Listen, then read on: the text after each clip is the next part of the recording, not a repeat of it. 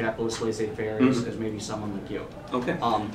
Well, sure. And so if all you mean by capitalism is just straightforward laissez-faire capitalism, right, in the sense of straightforward private ownership of the means of production and freedom of exchange. I define capitalism as a system of individual rights, including property rights, where all property is privately owned. And then you go along that spectrum where is all property privately owned, or is some property collectively owned by the government, and how far do you go along that spectrum? And so private, you just mean non-governmental, right?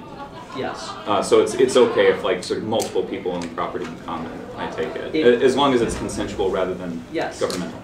Okay, that's fine, and that's, you know, if that's what you mean by the term capitalism, that's what I believe in. The reason that I asked you about the modifier is that historically this is something that's come up over and over again in the libertarian movement, is that somebody who's defending capitalism, quote unquote, who means by that private property and freedom of exchange, has to explain very commonly what I mean is laissez-faire capitalism, and to stick this modifier on it, because people think of, you know, this spectrum, and they think of something like roughly, you know, what we have in the United States now, and especially, you know, in the context of the Cold War, this would come up all the time because, you know, it's like what we have in the U.S. now versus what they have in the Soviet Union. But so I would argue that in common usage, there are simply at least 3 different definitions of the term capitalism that are in common usage and are frequently, you know, people will switch around between them, or they'll stick to one but won't necessarily explain which one they mean. And so roughly we can divide these up into what you say that you mean by it, right, which is simply private ownership of property and freedom of exchange, system of individual rights, etc. But this is also used specifically to describe certain kinds of arrangements of the labor market, sort of corporate capitalism as the primary form of economic activity, where people are mostly dealing on a cash basis with firms that are managed by, you know, sort of managers in suits, and who would think of something like a voluntary workers' co-op as, you know, a non-capitalist institution, even if it's operating freely on the free market. So, gentlemen, yes. In the interest of making this, you know, short enough to be listenable for folks, of course. What I think at this point that we've gotten the ideas, and I'd like each of you to have 2 minutes to sum up where you are to now. I think we got where you were when you started this. I'd like you to sum up where are you right now in this conversation. Well, I think in general, I'll start with just reiterating what I said in the beginning, is that I think we have definitions that work very well for explaining to people where we stand on the issues. I think if you look at the spectrum from left to right, you have maximum amount of government, monarchy, all the way to, and on the other side you have anarchy. What we've seen in the United States over the last 200 years is a movement from a constitutional republic, which is just not, you know, leaning on anarchy but not quite there, and moving it towards democracy, and some people arguing a little bit more, where everything's on the table you can vote for.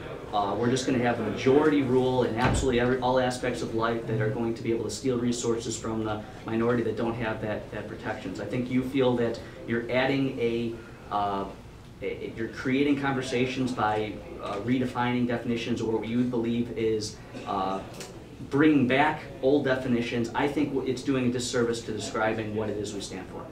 Okay. Charles? Sure.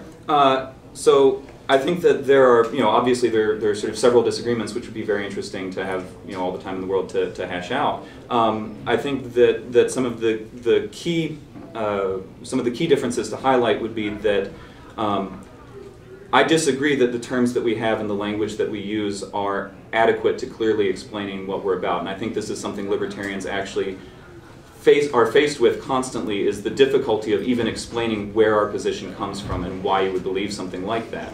That the terms that conventional political wisdom supplies us are in fact terms that involve deep confusions and sort of build in statist assumptions from the get-go, and that much of the project of our language has to be to identify, not to introduce confusions that weren't there to begin with, but to identify confusions that were already there and expose the fact that they are confusions. And thus, by bringing out the different ways that these terms have been used and the way that these terms come apart when people try to mash them together, as a way of getting clear on the fact that there's an important distinction between, for example, markets and the practice of big business that we have now. That there are important distinctions between the genuine respect for individual liberty and what, for example, was encoded in a document like the Constitution, which for various reasons, I would argue, had individual liberty for a very few, and slavery either explicit or implicit for the vast majority of the population. And so as leftists, we need to be looking as libertarians, we need to think of ourselves as left in the sense that we're not looking to recover a past like that, but rather to move forward into something that's radically new, a voluntary society, which is something that will require a lot of creative work and creative thinking to bring about something new that the world has not seen before. Thank you. And gentlemen, I want to give you just real quick in case people have they want to find out more about you. BureauCrash.com.